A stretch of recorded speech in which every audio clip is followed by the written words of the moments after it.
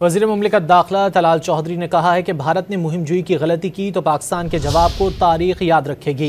Media briefing में उनका कहना था कि पाकिस्तान की अमन की ख्वाहिश को हरगिज़ उसकी कमज़ोरी ना समझा जाए। पाकिस्तानी कौम और मुसल्लह अफवाज हर तरह की जाहिरियत से निपटने की सलाहियत रखती हैं। इन्हें पता है इनके भड़ों को कि ये कभी ख्वाब में भी ऐसा नहीं सोच सकते। हमें उम्मीद है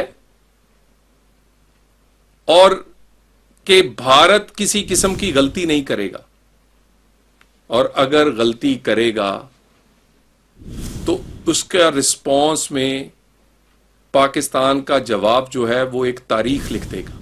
इन्हें पता है इनके भड़ों को कि ये कभी ख्वाब में भी ऐसा नहीं सोच सकते। हमें उम्मीद है